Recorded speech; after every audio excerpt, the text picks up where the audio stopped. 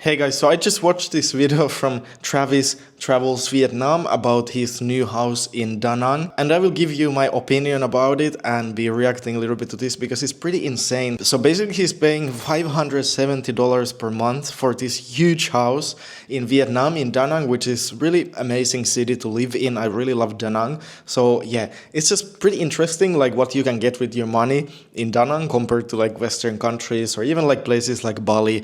It can be quite affordable, but there's a lot of like caveats to this. So basically here is the tour of the place. So as you can see, it's pretty big, like there's big living room, and actually the design is pretty nice. Like in Da Nang, it's pretty nice to stay in Airbnbs close to the beach that are like super beautiful and nice places to stay, but there's a lot of negatives to those places. Long term they can be a little bit more expensive, there can be some noise, things like that. So this is more like townhouse on a quiet area, and it's way bigger than you can get with those condo buildings closer to the beach. So that's the positive. As you can see, like huge living room and big kitchen, and there's so many rooms in this place, which is insane. So there's this one big room they use for like language lessons his girlfriend is doing.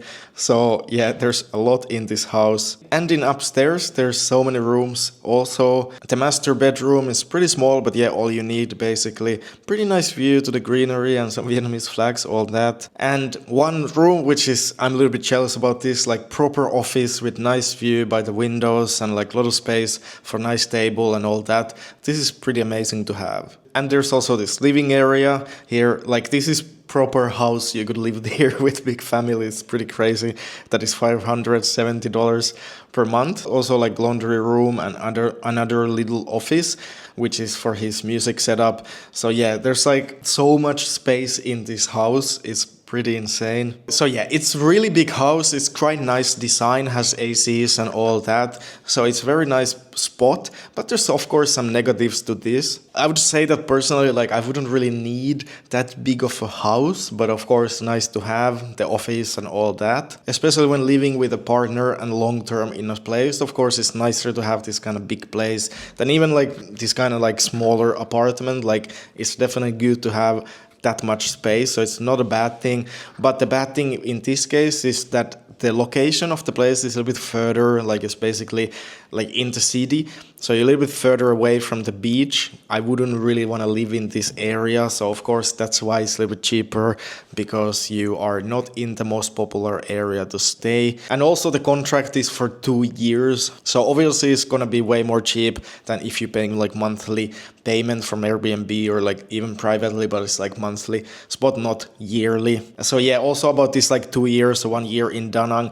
Da Nang is a place that is really amazing when it's the high season, like in March, April, May, like it's really beautiful, it's amazing place. But other than that, then summer is gonna be super hot, fall is gonna be super rainy, winter is gonna be quite cold. So it's not really a place I would wanna live long term, but there's also some people who really enjoy that. So yeah, I don't know, like for me, it's not really so desirable like setup what he's doing, even if the house is super nice. But yeah, living long term in Da Nang, not really the best option in my opinion. Living that far from the beach, not really nice. I wouldn't really enjoy that. So even if it's pretty nice design, huge house and affordable, it's not really like, it sounds amazing, wow, like you can live that cheaply in Vietnam, but it's not really like the dream to live like this way, in my opinion. But of course, for many people who live in Western cities, it can be still like so much better that you used to. So I'm not saying that it's like a bad thing, but yeah, not really for me. And yeah, if you're interested in living abroad in Southeast Asia, check out my school community, the Nomad tribe.